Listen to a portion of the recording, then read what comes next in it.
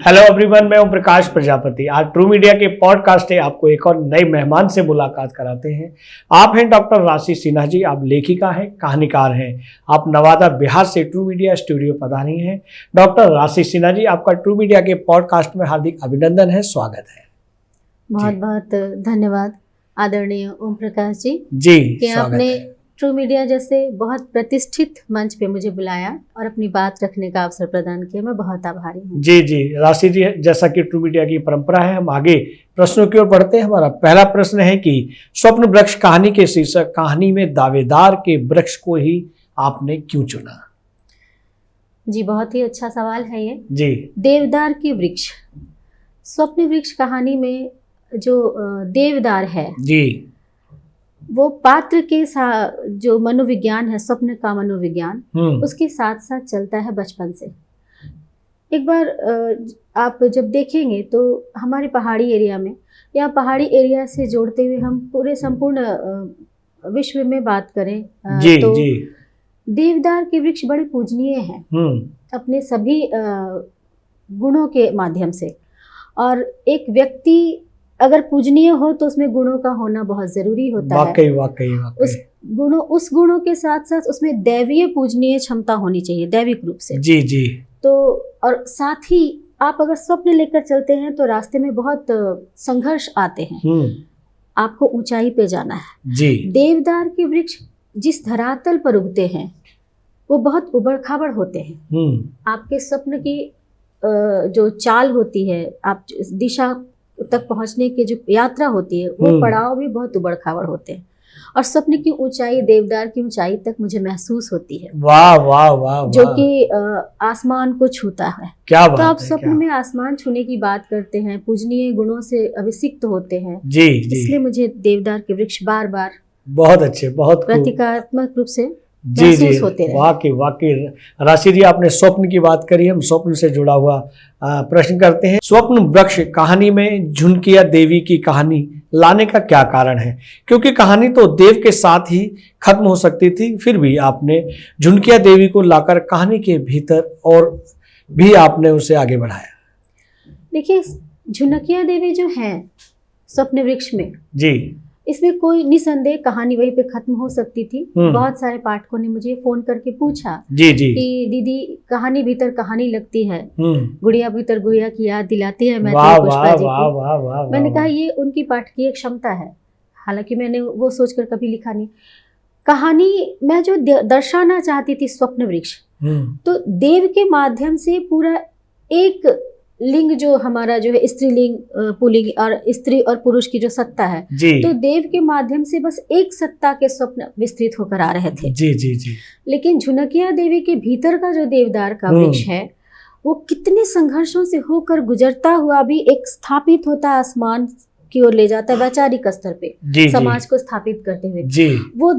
वो स्त्री वर्ग की सत्ता में जो स्वप्न है स्थापित है, जो स्वप्न विचरते हैं, उसकी पूरकता दिखानी थी मुझे कि स्त्री और पुरुष की जो स्वप्नों की पूरकता है वो एक साथ चलती है। जी। तो मुझे ये भेद अंदर करना था, अलग करना था। अलग करते हुए ये भेद को मतलब एक साथ लाना था कि कोई भेद नहीं है और ये दोनों के ही स्वप्न एक दूसरे से प्रभावित होकर के मंजिल तक पहुंचने की दिशा प्राप्त करते हैं। क्या बात है। इसलिए मैंने झुनकिया देवी को लाया। वाह जरूरत थी जी। राशि जी, अभी आपने बताया कि आपको ऐसा पाठक कहते हैं कि मैथिली पुष्पा जी की गुड़िया भीतर गुड़िया की याद दिलाते हैं। इस विषय में भी हमारे दर्शकों को कुछ बताएं।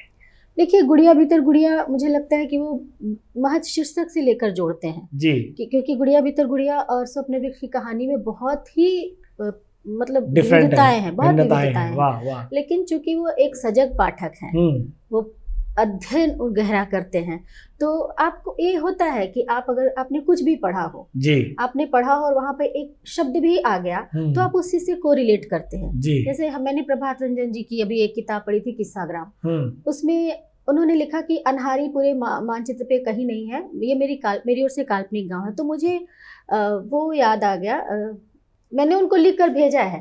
राशि जी, अगला प्रश्न हमारा है कि रौंद अपने आप में एक अनोखी कहानी है जी। क्या समाज में सच में अभी जैसे चरित्र होते हैं?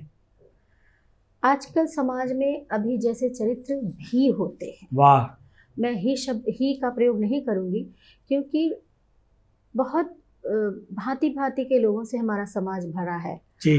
और अभी का चरित्र बहुत ज़रूरी था लोगों के सामने किसी पड़े हुए कोने से उठाकर समाज में लाना, क्योंकि वो सबके सामने नहीं होते, वो सबके सामने इतने दोहरे चरित्र के साथ रहते हैं कि बिल्कुल, बिल्कुल। अभी का अंदर का जो चरित्र है कि वो प्रेम में फंसाकर या जबरन उसको, जो प्रेम नहीं है, कहीं से प्रेम नहीं है, लेकिन उसको अब्लाइज करके कि बदनाम करने की जो ताकत, क्षमता, आदत, वो प्रवृत्ति, कुप्रवृत्ति जिसको कहते हैं, विकृत मानव वो विकृत जो उनकी अंदर मनोविज्ञान उनका जो होता है ऐसे प्रेमियों का, उसको लाना जरूरी था। देखिए जो सामने घट रहा है वो तो हम सभी अचानक से भी देख लेते हैं, ऐसे भी देख लेते हैं, सहसा देख लेते हैं, चाहते आते देखते हैं, पर अभी जैसे चरित्र कोनों में दुब के पड़े हैं और उनका जो चरित्र हम देख पा रहे हैं वो सामने से देखते हैं, तो वो कोने से उठा कर मैंने लाया है रौंद को। क्या बात है कि वो कोना जो समाज से अलग पड़ा है और वो सच है, सबसे बड़ा सच है, वो देखे। और अभी के चरित्र होते हैं, ऐसे होते ही हैं। जी जी जी। राशि जी, एक यकायक प्रश्न मेरे जहन में आया, ये जानना चाहते हैं कि एक लेखक को या एक कहानीकार को इस तरह के अभी जैसे या अन्य जो पात्र होते हैं ये कैसे उभर कर भीतर से आते हैं? ये समाज में हम इसको देखते हैं या ये एक अलग से ही दृष्टिकोण एक लेखक के या कहानीकार के या आपके भीतर वो उमड़ता है? इस विषय में हमारे दर्शकों बहुत अच्छा सवाल किया आपने। मैं बहुत ही जरूरी सवाल, क्योंकि देखिए समाज से ही सारी कहानियां आती हैं, इसमें कोई शक नहीं है, लेकिन उसकी बुनावट हम लेखकों पे निर्भर करता है कि आप उसकी बुनावट कैसे करते हैं। आप उस विशेष चरित्र को, उसकी चारित्रिक विशेषता को, समाज के जो सहज भाव से वो प्रस्तुतिकरण है उसको आप पूरा विस्तृत फलक कैसे दे पाते हैं। तो अभी जैसे कैरेक्टर पूरी तरह से तो आप नहीं देखते समाज में, लेकिन आप उसका, लेखक सबसे बड़ा काम लेखक का है वो ऑब्जर्व बहुत जबरदस्त कर पाता है। जी, जाए रवि वहां जाए कवि। वाह वाह तो वाह। इसी तरह से एक लेखक जो है, आप जो दिखा रहे हैं वो नहीं देखेगा, आप अंदर जो है वो देखता है। जी जी जी। तो आपने बिल्कुल सही कहा कि समाज से उठाते हैं लेखक, मैंने भी समाज से उठाया, लेकिन मैंने उस चरित्र को वो देखकर उसके भीतर वो देखा है कि इसको हम कैसे बुनकर उस वास्तविकता को सामने लाएं जो जरूरी है समाज के सामने लाना। जी, तो बुनावट लेखक करता है। वाह वाह। बिना लेखक ये बुनावट के वो चरित्र सामने नहीं आ पाता। राशि जी, यहाँ एक और प्रश्न मैं आपसे आगे बढ़ाना चाहूँगा कि सिनेमा और साहित्य हमेशा समाज को आईना दिखाते हैं और वो दोनों चरित्र दिखाते हैं, दोनों पात्र दिखाते हैं, अभिनेता का भी और विलेन का भी, और ये लेखन हमारा कई हजार सालों से चल रहा है। बिल्कुल। क्या इस तरह सिनेमा तो बहुत बाद में आया है, लेकिन लेखन साहित्य हमेशा रहा है, जीवित रहा है और हमेशा रहेगा। तो सिनेमा और साहित्य समाज में क्या कुछ परिवर्तन लाते हैं या ये सिलसिला यूं ही चलता रहेगा? नहीं, कुछ नहीं, बहुत परिवर्तन लाते हैं। जी। मुझे लगता है कि आज का युवा सिनेमा से बहुत प्रभावित होता है, क्योंकि जो तुरंत आप देख लेते हैं, त्वरित प्रतिक्रिया दे पाते हैं। लेखन में थोड़ा वक्त लगता है, उसे पढ़ना पड़ता है। बिल्कुल। तो सिनेमा ने तो खैर बहुत महत्वपूर्ण भूमिका निभाई है, बर्बाद करने में भी और आबाद करने में भी। वाह वाह, हम सकारात्मक बात करेंगे, लेकिन पॉजिटिविटी की बात करेंगे हम। लेकिन बिल्कुल, लेकिन साहित्य ने सिर्फ सकारात्मक रूप से प्रभाव डाला है। जी। साहित्य और सकारात्मक चीजों को आने में थोड़ा वक्त तो लगता है जी, लंबी दूरी तय करने में वक्त तो लगता है। तो निश्चित रूप से इसका एक सकारात्मक प्रभाव पड़ता है।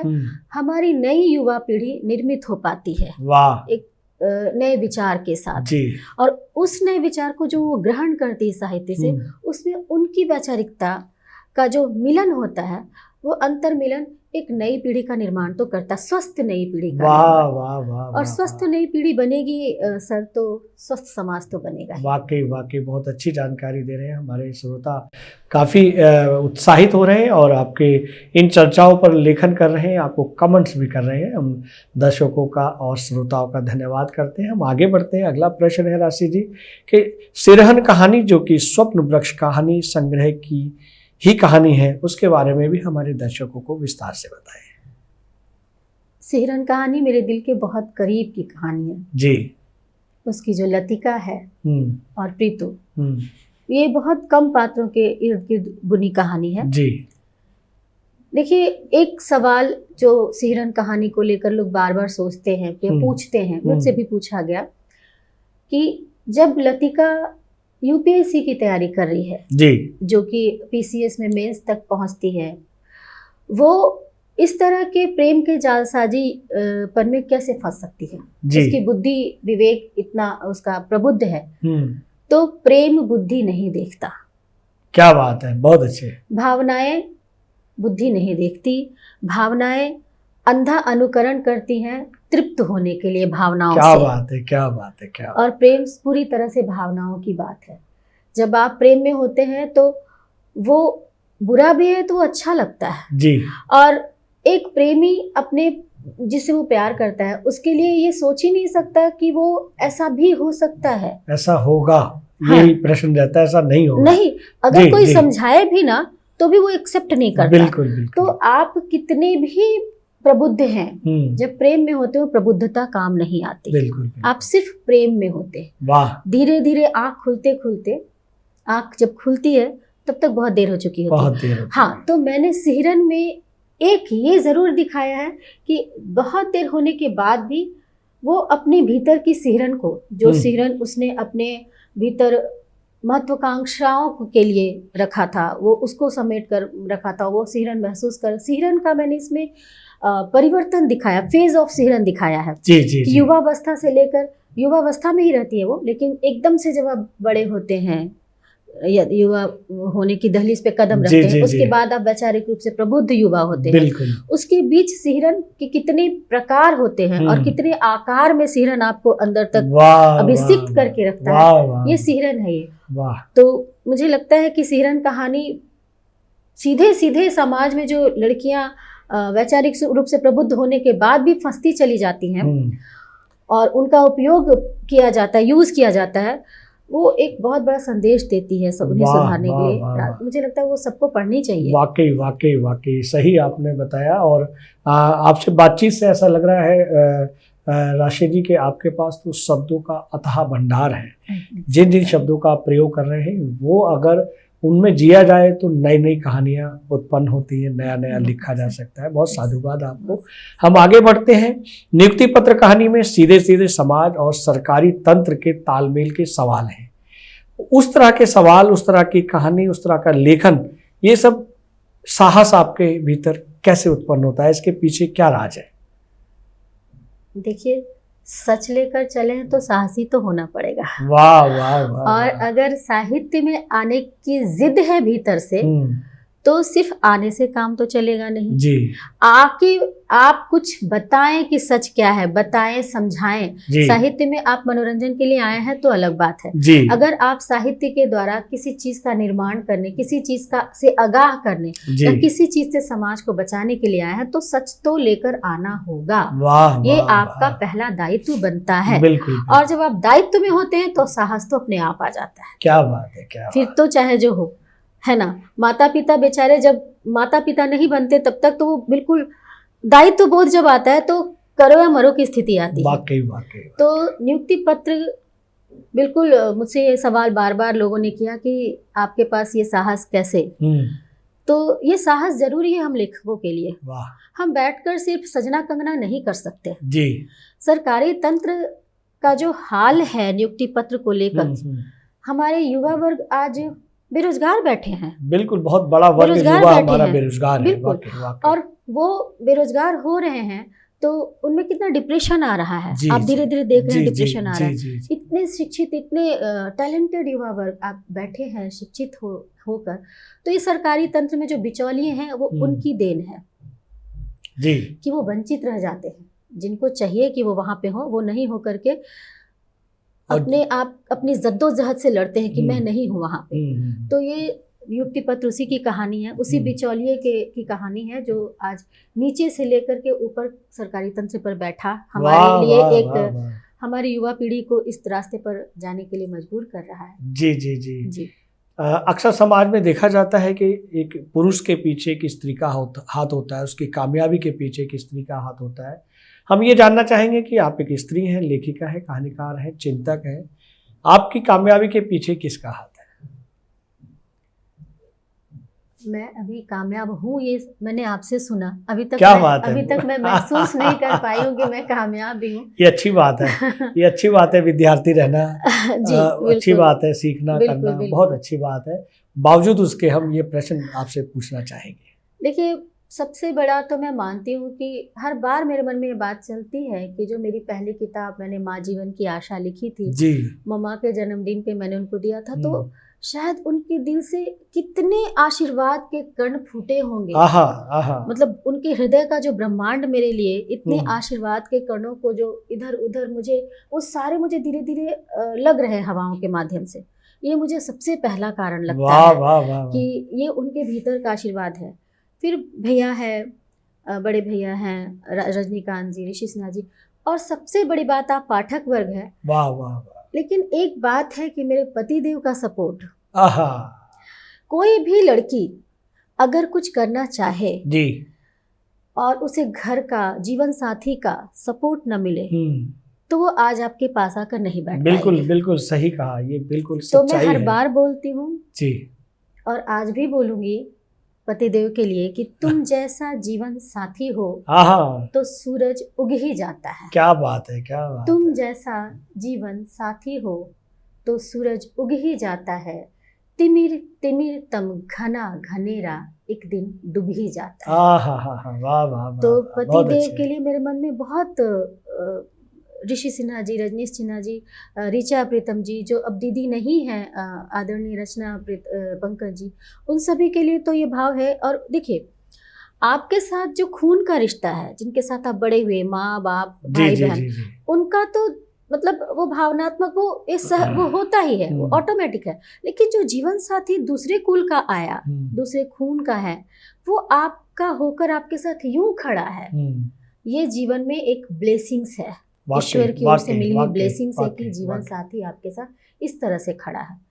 वरना आप आगे बढ़ के भी अधूरे होते हैं। वाकई सही। परिवार को छोड़कर बढ़ना पड़ता है। बिल्कुल बिल्कुल। आज आपको समेट रखा है सबने और आपने सबको समेटा। वाह वाह। तो ये तो मैं ब्लेस बहुत करती हूं। बहुत बहुत शुभकामनाएं ट्रू मीडिया परिवार की ओर से भी आपको बहुत बहुत साधुवाद। आप ऐसे ही निरंतर आगे बढ़ते रहे, शीर्ष तक आप पहुंचे, ऐसी हमारी शुभकामनाएं हैं। हम आगे बढ़ते हैं राशि जी। अगला प्रश्न है कि ज़्यादातर हमने शीर्षक भी कहानियों में, पौराणिक कहानियों में सुना है कि सीता का अपहरण हुआ, लेकिन यहाँ आपने राम का अपहरण एक अनोखा शीर्षक चुना। उस पर आपको हजारों लाखों शुभकामनाएं, लाइक्स, कमेंट्स मिले हैं। ये शीर्षक आपने क्यों चुना? इस शीर्षक के बारे में विस्तार से बताएं। कल भी एक छोटा सा इंटरव्यू हुआ मेरा न्यूज़ दर्पण की ओर से जी। राम का अपहरण में जो आलोचक हैं, जो आप जिनको सोच सकते हैं कि आपको उनसे मार्गदर्शन मिल सकता है साहित्य के, हालांकि संवेदनाएं किसी से मार्गदर्शन नहीं चाहती, लेकिन शैली और प्रस्तुति का मार्गदर्शन हमेशा होता है। बिल्कुल बिल्कुल। कि आप कहाँ पे काटे और कहाँ पे छांटे। तो कल जो साहित्य अकादमी में इसका लोकार्पण था और इस पर परिचर्चा, तो बहुत सारे मार्गदर्शन हुए आलोचनात्मक स्तर से और बहुत स्वागत योग्य हैं एक लेखक के लिए। उसमें भी ये बात बार बार आ रही थी कि आपने राम का अपहरण क्यों लिखा। देखिए, मैंने अपने स्वकथ्य में भी कहा है और अभी भी मैं कह रही हूँ और बार बार कहूँगी कि ये हमारे वो राम नहीं है, वो श्री राम का जो प्रतीकात्मक मूल्य है। देखिए, हमारे बिहार में क्या होता है कि, या फिर हमारे भारत में कि एक बच्चा बेटा पैदा हुआ तो राम आए हैं, वाह मेरा राम जैसा बेटा है ना, राम जैसा बेटा सबको मिले। तो ये एक लाइन नहीं है, ये एक अभिलाषा है ना, पुत्र को लेकर के। तो हमारे बिहार में धर पकड़ के ब्याह कर दिया जाता, चुरा करके। तो मेरा कहने का अर्थ ये है कि राम का अपहरण, यानी हर घर में एक जो राम है, जिसको माता पिता राम की तरह महसूस कर रहे हैं, उसमें राम के उसके राम के प्रतीकात्मक मूल्य में अपने पुत्रों को देख रहे हैं, आप उसी राम का अपहरण कर रहे हैं जी। ये पहले वाह वाह वाह वाह, ये मैंने सामाजिक एक देखा गया है आपके बिहार राज्य में, देखा गया है कि ज्यादातर ऐसा फिल्मों में भी देखा गया है और पढ़ा भी गया है कि पुरुष युवा को उसका अपहरण किया जाता है और उसकी जबरदस्ती शादी की जाती है। exactly. और धनाढ्य व्यक्ति की बेटी के साथ उसकी शादी की जाती है और फिर वो लाचार हो जाता है उस जीवन को जीने के लिए। इस तरह के दृश्य देखे गए हैं, पढ़े गए हैं, शायद उन्हीं को आधार बनाकर आपने राम का मैंने आप बिल्कुल सही, आपकी बात है, आप बिल्कुल निकट पहुंच रहे हैं। हमारे यहाँ ये धर पकड़ुआ विवाह कितनों की जिंदगी बर्बाद कर रहा है जी। अब राम का अपहरण क्यों, बहुत सारे सवाल आते हैं कि सुरेश का अपहरण क्यों नहीं जी, रीना का, श्याम, ये जो भी मोहन का अपहरण क्यों नहीं। देखिए लिखा तो कुछ भी जा सकता था, लेकिन मैं ये बताना चाहती हूँ कि राम जो प्रतीकात्मक मूल्यों में, सामाजिक सांस्कृतिक चेतना में समाये हुए हैं, वो परिवार में एक राम जब पैदा होता है तो वो सामाजिक सांस्कृतिक चेतना उसी तरह से एक परिवार में जन्मती है और उसको देखने, उसकी दृष्टि वैसे ही बढ़ती है। तो हर घर में एक राम होता है अपने पुत्र के रूप में जी, उस राम का अपहरण हो रहा है, ये पहली बात। दूसरी बात मेरी ये बतानी थी कि आज राम और रामत्व का ये अपहरण जो है वो राम के रामत्व और राम और रामत्व का अपहरण है जी, ठीक है। मैं इन प्रतीकात्मक मूल्यों को लेकर आना चाहती थी। मैं भी चाहती तो सुरेश का अपहरण, मैं भी चाहती तो किसी का अपहरण दे सकती थी जी। लेकिन मैं इसको विशेष रूप से बताना चाहती हूँ कि आज समाज में राम और रामत्व का, उनके प्रतीकात्मक मूल्यों का अपहरण हो रहा है। और इस कहानी में एक बात ये भी है, मैंने ये रखा है कि एक सीता है, रूबी नाम का जो कैरेक्टर है उसमें, रूबी नाम की, वो उस राम को वहां से निकालती है। इसके पीछे मेरा ये उद्देश्य है कि आज महिलाएं जिनको हम सीता, बेटी सीता नियन बेटी है, हमारे यहाँ छठ में भी बोलते हैं इस तरह से जी। तो जो सीता है अब उसने एक अलग मोड़ ले लिया है। अब वो हर राम के साथ सिर्फ खड़ी नहीं है, सुरक्षा चक्र बनकर भी खड़ी है। क्या बात है, वाह। मैंने इस माध्यम से स्त्री क्षमता में जो वृद्धि हो रही है, एक अलग तरीके से जो वृद्धि हो रही है उसको दिखाने की कोशिश की है। क्या बात है, वाह। तो अगर देखिए पाठक स्वतंत्र है किसी भी तरह से उनको सोचने के लिए, ये पाठक पे छोड़ा है, लेकिन मैं अपनी ओर से कहूँ तो ये मेरा उद्देश्य था राम का अपहरण रखने के लिए। जी जी जी जी जी, बहुत अच्छे बहुत अच्छे। राशि जी, हमारा प्रश्न है कि कहा जा रहा है कि आपकी कहानियों में साहित्य में फ्रेशनेस आई है, क्योंकि आप नए नए विषय को लेकर आप कहानियां लिखते हैं। आपकी रौंद और सिहरन जैसी कहानियां बड़ी फ्रेश महसूस हो रही हैं, पाठकों को काफ़ी पसंद आ रही हैं। इस विषय में भी विस्तार से कुछ हमारे दर्शकों को बताएं। देखिए, साहित्य नयापन तो चाहता है जी, क्योंकि आपने इतना लिखा लेकिन आप वही विषय लेकर आ रहे हैं, तो पाठकों की कमी दिन प्रतिदिन होती जा रही है जी। आप देख रहे हैं कि मोबाइल पे लोग पढ़ के चलो पढ़ लिया, तो साहित्य को बचाने के लिए युवा पीढ़ी को उनकी बात लेकर आना जरूरी है, युवा पीढ़ी को आकर्षित करने के लिए जी। कि तुम जो सोच रहे हो, तुम जो जी रहे हो, उनके तरीके से सोचना होगा। तो बिल्कुल तुम जो सोच रहे हो, तुम जो जी रहे हो, उसका ये एक दृष्टिकोण भी है, वाह, ताकि वो अपना जो सोच रहे हैं और आप जो नया परोस कर दे रहे हैं उस दृष्टिकोण से बंद कर आपकी ओर खींचे चले आए। वरना आजकल साहित्य पढ़ने से लोग भाग रहे हैं, पढ़ने से भाग रहे हैं। गैजेट, हाँ गैजेट ने अभी मैं आपको बता रही हूँ, 11 साल की मेरी बेटियां हैं, आप मिल चुके हैं, अभी वो तरसती मम्मा स्वप्न वृक्ष पढ़ना है जी। तो ये उत्साह इसलिए है क्योंकि उसको लगता है मम्मा तुम सीरियल लिख रही हो, वो सुनती है कि कुछ अलग है जी, उसने इम्पोर्टेंस कहानी पढ़ी है, वाह वाह। तो हालांकि उसको भी क्या समझ में आएगा, लेकिन पढ़ना वो मन तो कर रहा है ना। वाकई वाकई वाकई। हम आगे बढ़ते हैं, बहुत अच्छी जानकारी आप दे रहे हैं हमारे दर्शकों को। राशि जी, प्रेम का बाजारवाद साहित्य में लेकर आना क्यों जरूरी है? जिस तरह से अभी आपने बताया कि युवाओं के बारे में, युवाओं का टेस्ट लिया, हम यहाँ प्रेम के बाजारवाद को भी साहित्य में आपने जोड़ा है, इस विषय में जानना चाहेंगे। देखिए, मैं सोचती हूँ कि अब लोग मुझे जब भी प्रेम की बात करेंगे मेरी कहानियों में तो बाजारवाद ही सोचेंगे, ऐसा नहीं है। इन दिनों मैं प्रेम के बाजारवाद को ला रही हूँ बार बार, क्योंकि मैंने देखा है प्रेम के नाम पर एम्बिशियस लड़के और लड़कियों को बर्बाद होते देखा है। वाह, क्या बात, सही है, आपने बिल्कुल सच कहा। तो ये आगाह करने की कहानियां हैं, ऐसा नहीं है कि जागरूक करने की कहानी, बिल्कुल ऐसा नहीं है कि मैं प्रेम का विभत्स रूप दिखाना चाहती हूँ बाजारवाद परोस कर। लेकिन लैला मजनू की कस्में देखिए, मैं इतने बड़े चैनल पे आके एक ऐसी बात बोलने जा रही हूँ जो शायद लोगों को लगे कि मुझे नहीं बोलना चाहिए, लेकिन आज का प्रेम आंखों से नहीं देह से शुरू होता है। जी जी जी जी। पहले हमें आंखों से होकर के देह तक पहुंचने में वक्त लगता था। बिल्कुल सही। हम शायद ब्याह के बाद भी बरसों तक नहीं पहुंच पाते थे। वाकई सच। आज हम देह से पहुंचकर आंख तक पहुंचने के लिए रुकते तक नहीं रुकते। सही कह रहे हैं। तो ये प्रेम का बाजारवाद है, बिल्कुल देहवाद नहीं है।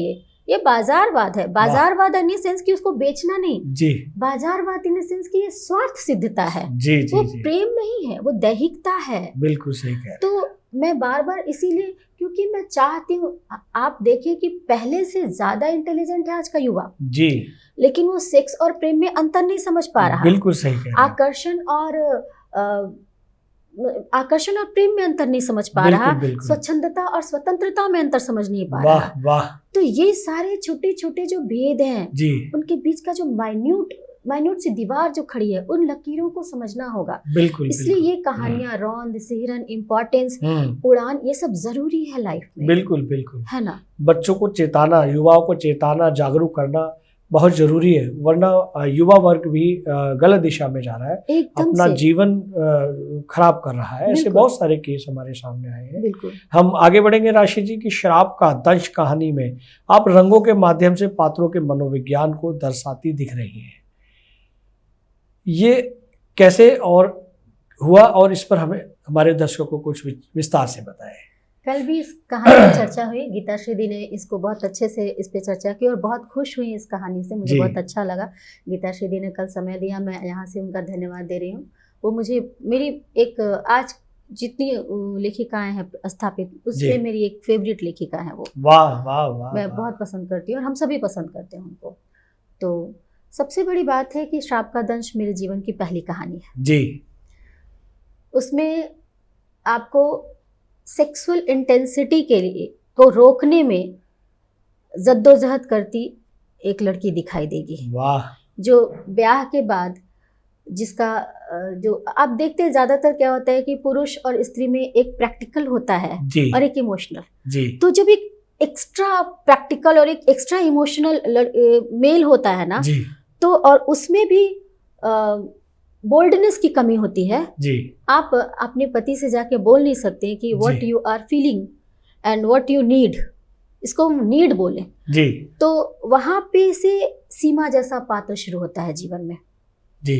और श्राप का दंश में सीमा जैसा पात्र और उसके माध्यम से रंगों को खेलने की जो बात है, तो मैंने उसमें काले और नीले रंगों का प्रयोग किया है, एक जगह गुलाबी रंग का प्रयोग किया। तो देखिए, नीला रंग बहुत गंभीरता और इंटेंसिटी को भी दिखाता है जी। काला रंग तो मैंने दिखाया है कि जो चीज वो चाह रही है उसको नहीं मिल रही है, वो बोल नहीं पा रही है, तो वो अंदर से जो अपने ऊपर महसूस करती इन चीजों को फैलते हुए जी, ये उसका मनोविज्ञान है।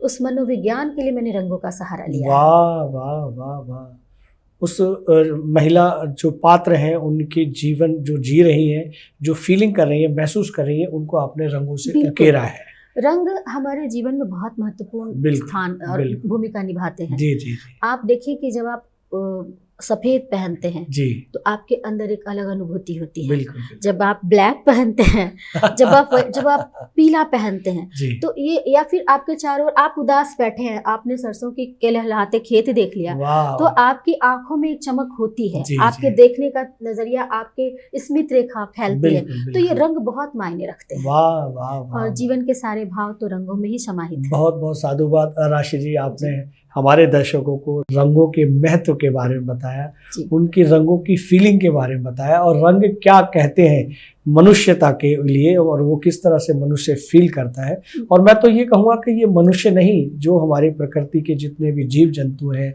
पशु हैं, पक्षी हैं, वो भी ये सब फील करते हैं। बस वो कह नहीं पाते, अपने उद्गार दे नहीं पाते, ना ही कलम से, ना ही अपने मुख से, और मनुष्य इस चीज़ को उजागर कर देता है। हम इस चीज़ की बातचीत करते हैं। बहुत अच्छा लग रहा है आपसे बात करके।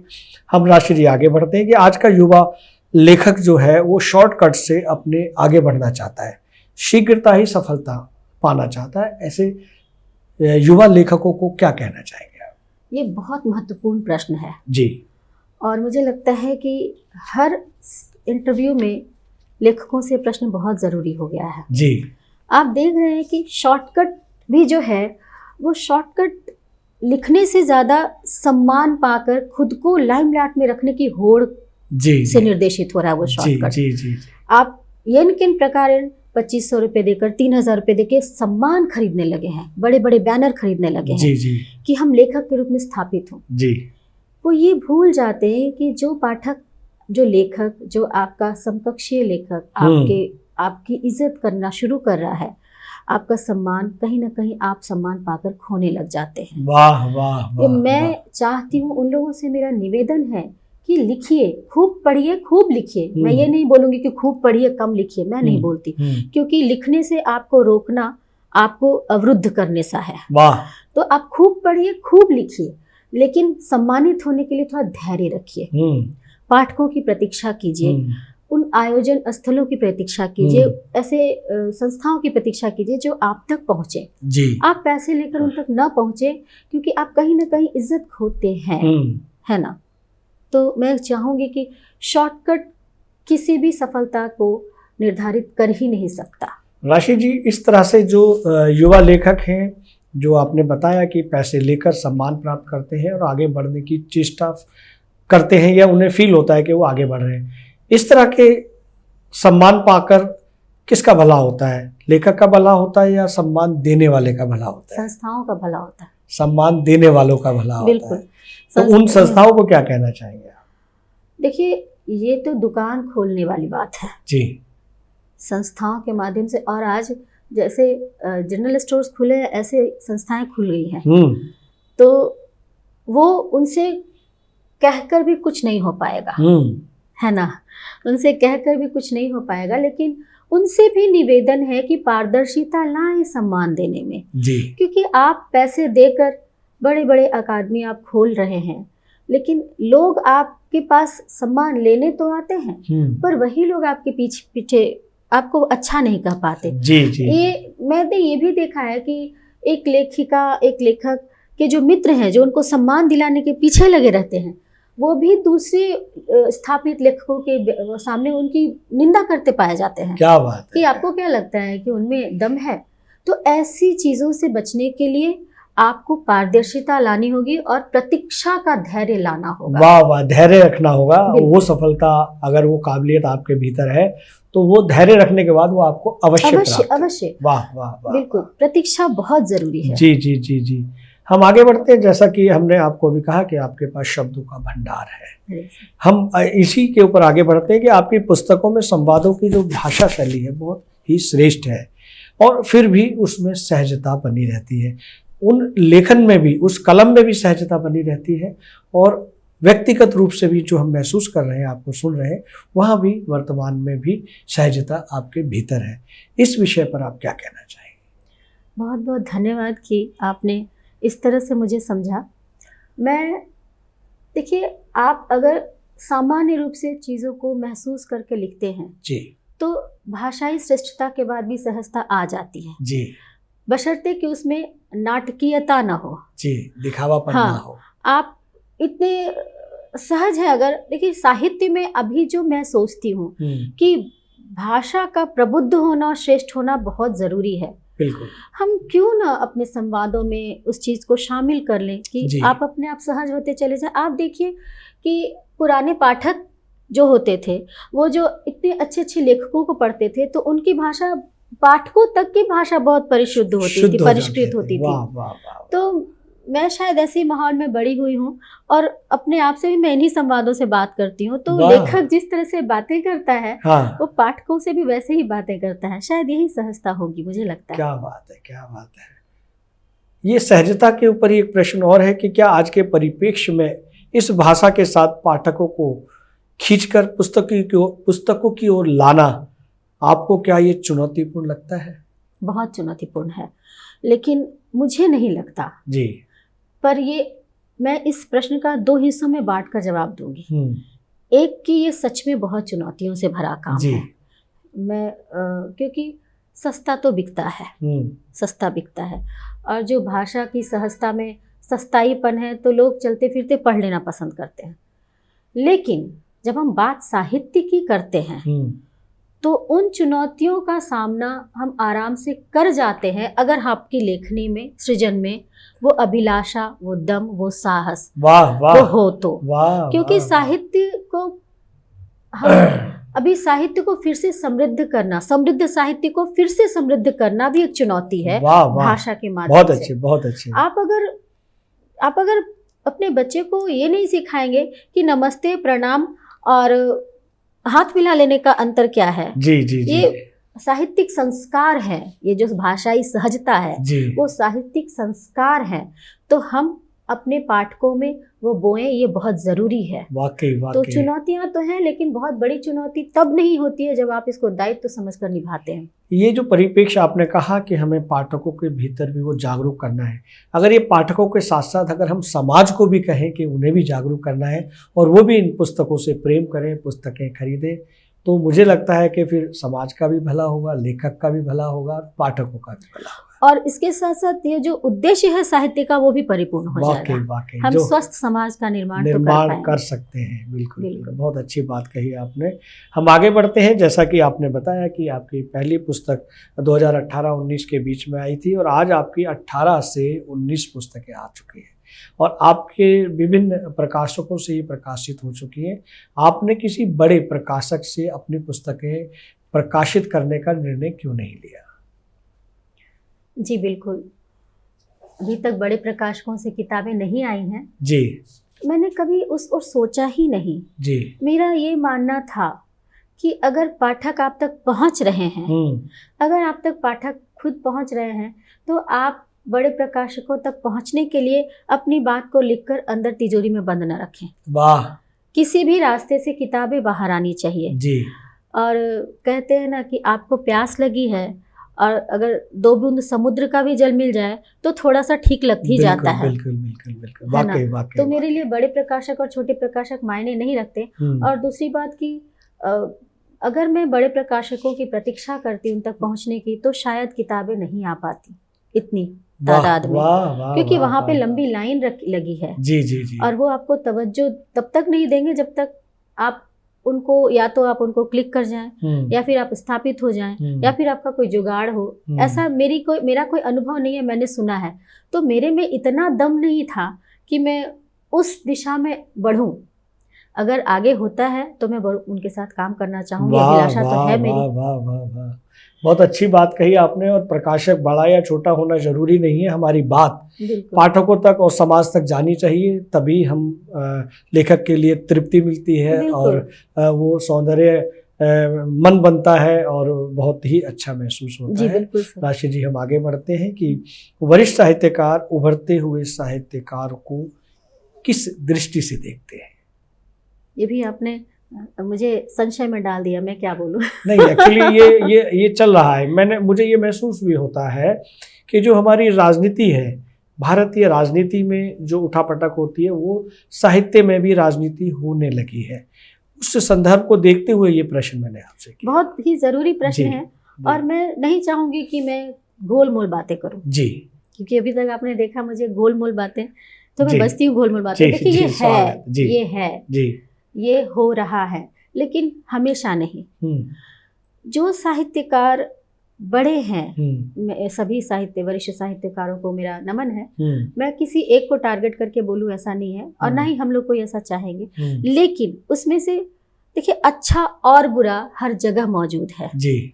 हम अच्छा या बुरा की बात नहीं कर सकते जी। आदमी अच्छा और बुरा होता है। वाह। तो बहुत सारे वरिष्ठ साहित्यकार या फिर जो स्थापित हैं या फिर जो स्थापित नहीं भी हैं, वो बहुत लिख चुके हैं, उन लोगों के मन में बात है कि वो मठाधीश हो गए हैं जी। वो मठाधीश हो गए हैं, उनके आगे जो कोई टिक नहीं सकता। लेकिन मुझे ऐसा लगता है कि ये अवधारणा उनकी टूटनी चाहिए। उनको आगे आना चाहिए कार्यशाला के रूप में। वाह वाह। आप एक पीढ़ी तैयार करने के लिए आगे आइए, आप उनको डिमोरलाइज करने के लिए आगे ना आए जी जी जी।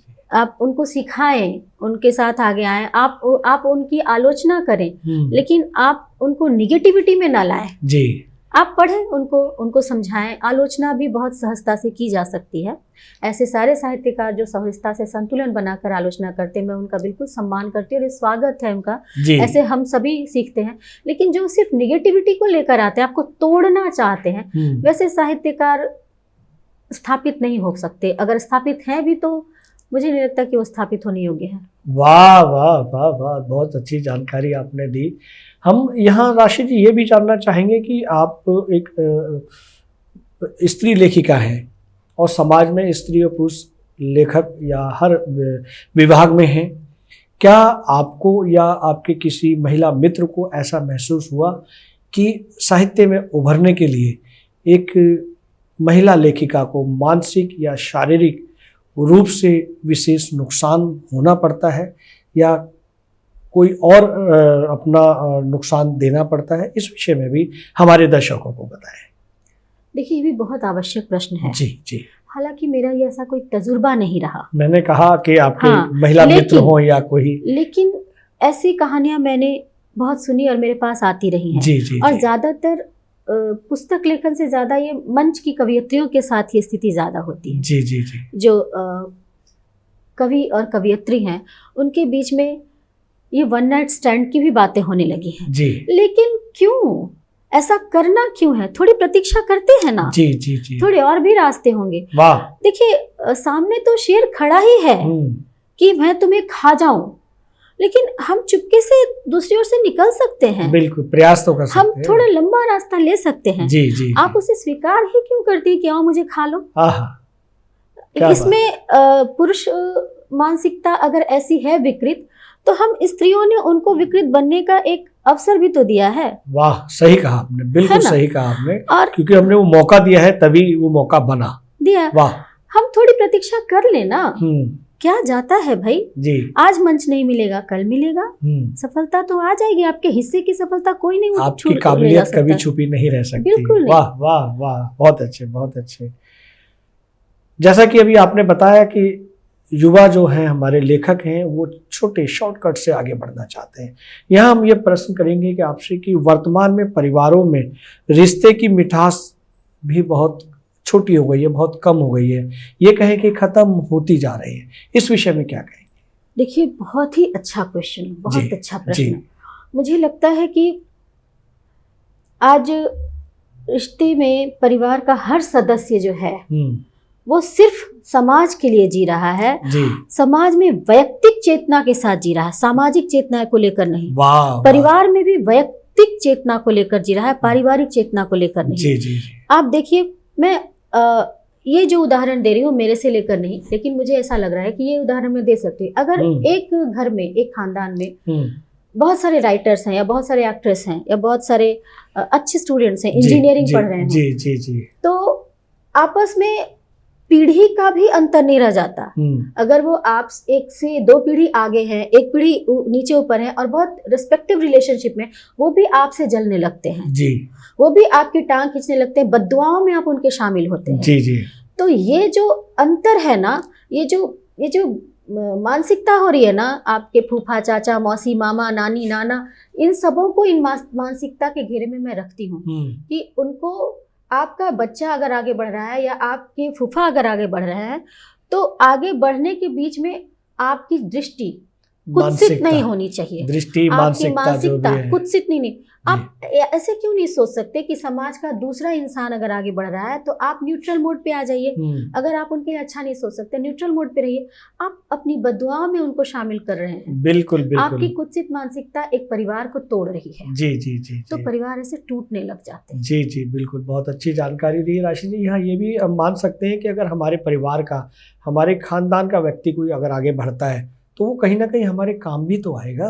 अगर हम कुंठित होंगे और हम कुंठित होंगे तो हम अपना नुकसान कर रहे हैं, अपना मानसिक और शारीरिक रूप से अपना नुकसान कर रहे हैं, ऐसा मुझे लगता है। मैं थोड़ा सा आपको एक और अपनी बात यहाँ पे क्लियर करूँगी। देखिए, आपके समय में इतने स्कोप नहीं थे जी, सोशल मीडिया नहीं था जी। आज का युग सोशल मीडिया का युग है, तो आप में बहुत प्रतिभा होते हुए भी आप नहीं बढ़ सके। बिल्कुल। मेरी मम्मी में बहुत प्रतिभा थी जी, मेरी मौसियों में बहुत प्रतिभा, मेरी नानी में बहुत प्रतिभा थी जी।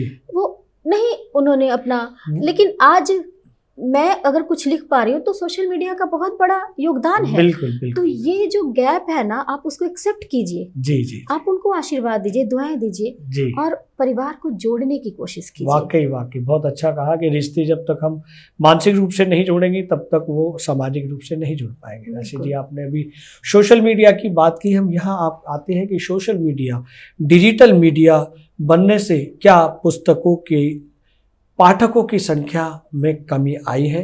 क्योंकि आप दिल्ली के अंदर आज जो है पुस्तक मेला भी चल रहा है और आपकी एक पुस्तक का लोकार्पण भी है आज।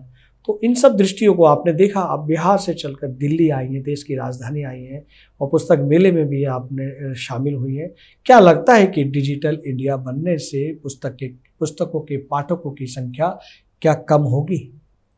निश्चित रूप से जी, निश्चित रूप से कम हो गई है। देखिए, पहले मनोरंजन का साधन कॉमिक्स हुआ करते थे। बिल्कुल बिल्कुल। चंपक, नंदन, चाचा चौधरी, पिंकी, ध्रुव, हम ये पढ़कर मनोरंजन करते थे। जी। अब मनोरंजन के साधन के लिए हम गैजेट में लगे रहते हैं। जी। और इससे जितने कॉमिक्स पढ़ने की जो संस्कृति थी जी, वो खत्म हो रही है। जी। और पेरेंट्स भी निश्चिंत हो गए हैं। जी। गैजेट थमाओ और बैठो आराम से। बिल्कुल। अब वो भी गैजेट पकड़ लेते हैं। जी। तो वो ये भूल जाते। तो देखिए, मैं बच्चों से बात कर रही हूँ कि चंपक नंदन, देखिए हम चंपक नंदन पढ़कर हमने पढ़ने की परंपरा अपने अंदर, पढ़ने की शब्दों को पहचानने की, ढूंढने की रुचि कि हाँ, और उसको किस विधा में, किस मीटर में पढ़ना है वो सीखा हमने। हम जब चाचा चौधरी पढ़ते थे तो हम साबू में खोए रहते थे। जी जी जी। हम जब चंपक पढ़ते थे हम चिक्कू गिलहरी में खोए रहते थे। हम जब नंदन पढ़ते थे परियों के देश में होते थे। बिल्कुल बिल्कुल। आज का युवा, आज का बच्चा गैजेट देख रहा है, डोरेमोन में खोया रहता है। उसको एक एनीवेयर डोर चाहिए जिसकी परिकल्पना बहुत मुश्किल है जी। तो वो हम आर्टिफिशियलिटी परोस रहे हैं। बिल्कुल बिल्कुल। तो पुस्तकों की निश्चित रूप से कमी हो रही है। पुस्तक पाठन की बात की तो ये एक गंभीर समस्या है, इस पर कुछ करना होगा। इसकी शुरुआत कौन करेगा? लेखक करेंगे, पाठक करेंगे, अभिभावक करेंगे या सरकार करेगी? सरकार तो कभी नहीं करेगी। सरकार को हर चीज में हम सरकार की ओर ना देखें जी। अभिभावक करेंगे। अभिभावकों को ही शुरुआत करनी। बिल्कुल। देखिए, अभिभावक ही देश को हर कुछ दे रहे हैं। जी जी जी। अगर एक अच्छा बच्चा है तो वो अच्छा इसलिए कि उसके अभिभावक उसको उस रूप में पाल रहे हैं। जी जी। उसमें अच्छाई रोपित कर रहे हैं जी। तो शुरुआत अभिभावकों से करनी होगी और अभिभावकों की जो निश्चिंत होने की मानसिकता होगी, गैजेट देकर और गैजेट पकड़कर, उससे हटना होगा। उनको बच्चों के साथ बैठकर कॉमिक्स पढ़कर उनको सुनाना होगा। मेरा भैया है ना, वो इतना थक कर आता है, ऋषि सिन्हा, वो बच्चों के साथ बैठकर किताबें पढ़ता था। वाह वाह। और आज बच्चे पढ़ते हैं अगर वक्त में, हालांकि आपकी तो वक्त नहीं मिलता बच्चों को, लेकिन वो पढ़ते हैं, अच्छा लगता है उन्हें। तो ये शुरुआत घर से होती है। जी जी जी जी। बहुत अच्छी जानकारी आपने दी। राशि जी, चलते चलते एक और हम प्रश्न करेंगे। आपने बताया कि अभिभावकों को ये शुरुआत करनी होगी, लेकिन एक चिंतनीय बात यह है, जो चिंतनीय प्रश्न मैं आपसे करना चाह रहा हूं कि जो अभिभावक अपने बच्चों को जो भी दे रहे हैं, चाहे डिजिटल माध्यम दे रहे हैं या सोशल मीडिया दे रहे हैं या अन्य माध्यम दे रहे हैं, अच्छे के लिए कर रहे हैं, नया कर रहे हैं, वर्तमान में जीने के लिए प्रयास कर रहे हैं, बावजूद उसके भारत देश में वृद्ध आश्रमों की संख्या बढ़ती जा रही है। उस विषय में जो अभिभावक हैं वो बहुत चिंतित हैं। ये क्यों हो रहा है और इसे कैसे रोका जा सकता है, थामा जा सकता है? जिम्मेवार भी तो अभिभावक ही हैं जी। देखिए, आप जो देखते हैं वो सीखते हैं, है ना जी। आपने घर में आकर घर के वृद्धा को समय देना छोड़ दिया जी। आपने उनको बैठकर सहलाना छोड़ दिया। माँ तुम्हें क्या चाहिए, तुम खुश हो ना। आप 2 मिनट अपने घर के वृद्धाओं के साथ बैठकर देखिए, उनकी खुशी 32 इंच से भी और बढ़ जाती है। उनको एक आत्मविश्वास, वो सम्मान, आत्मसम्मान है उनके लिए। बिल्कुल सही। कि मेरा बेटा आया, मेरी बहू आई, मेरी, तो हम आज खुद में जीने लगे हैं, तो वृद्ध आश्रम की संख्या तो बढ़ेगी भी जी। और देखिए, धैर्य खो रहा है।